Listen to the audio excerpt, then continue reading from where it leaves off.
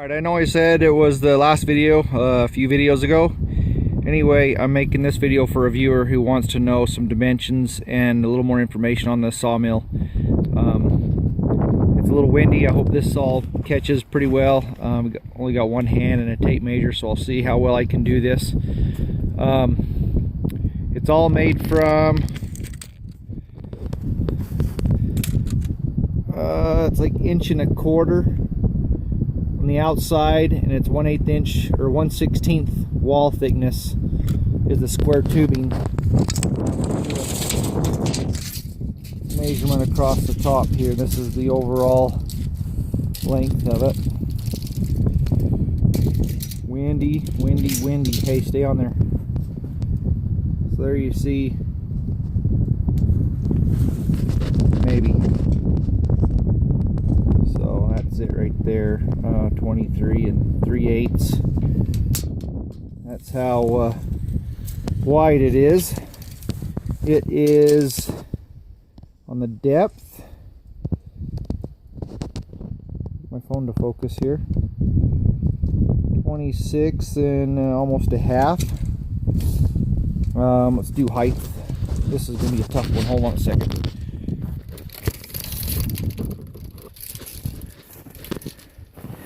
So down here at the bottom, up to here, we're looking at, there you go, 50.5 inches wide, or tall, excuse me. The carriage on it,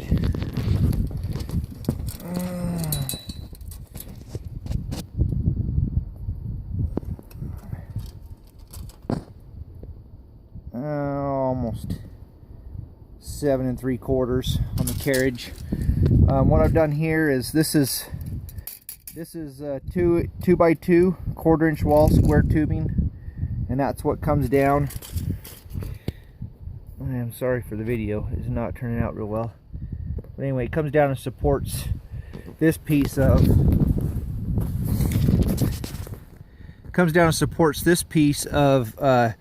2-inch angle iron, and all that does is goes out, and that's what the bar actually bolts to. You can see right here, there's where the bar bolts to, just 2 bolts underneath.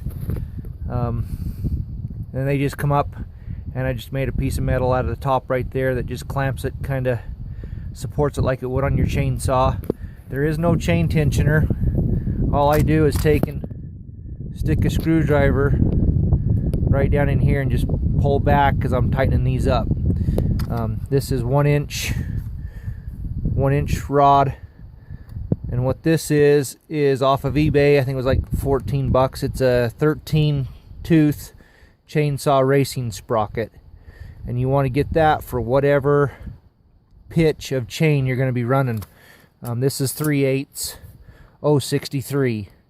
1 inch pillow block, another 1 inch pillow block, and then all I did is slotted the 1 inch bar for the keyway.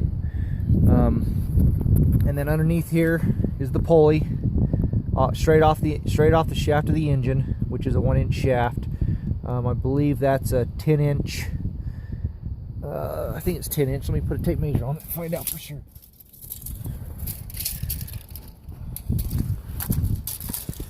Oh, hard to do one-handed.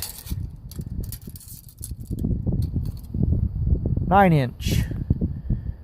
That's a 9 inch one. 9 inch pulley down to I believe this one's 3 inch. 4 inch. Down to a 4 inch pulley. This is a fence tensioner here, is all that is, and it just rides on the carriage.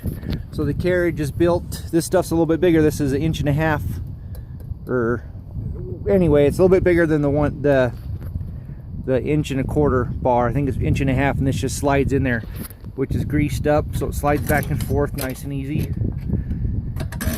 And that just locks it there, and just fabricates you up a belt tensioner right here, something like that.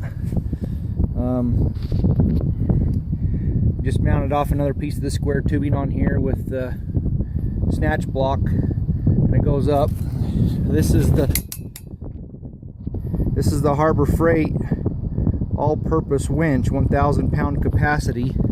There's no numbers on it, but all it is you just find one that's got this piece, and you take a little pressure off and you flip that up, and then it just free spools down. It doesn't click going down.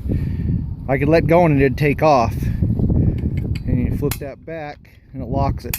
Then you can raise it. All right, let's see what else we got.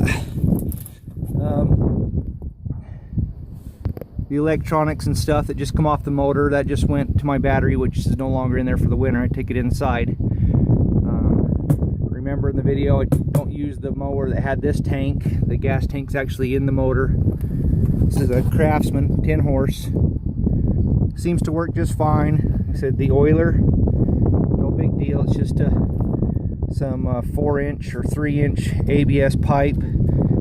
Put in these fittings on the side, one here and one here, and that just lets you be able to see the how full the tank is. And then there's just a little valve here that controls the flow, and that just goes down and drips down on the end of the bar down there.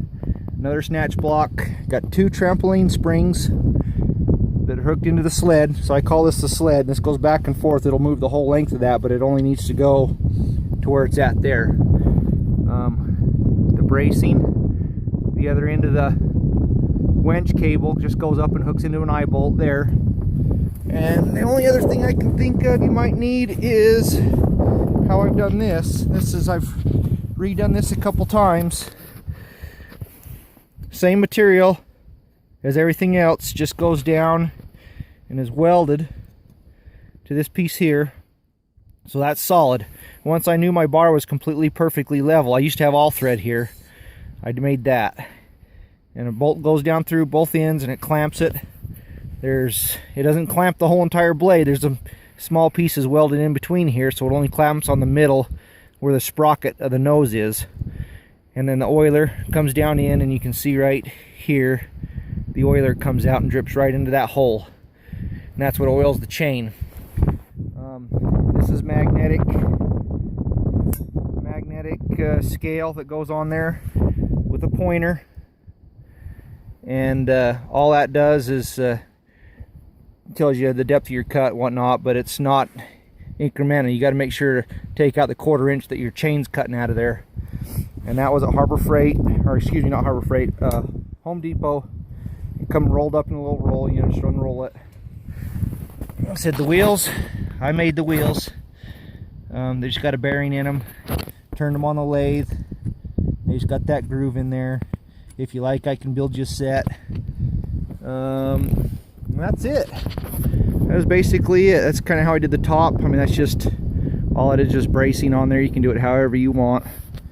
But if this helps, great. If not, message me and I'll give you some more information. Okay, thanks.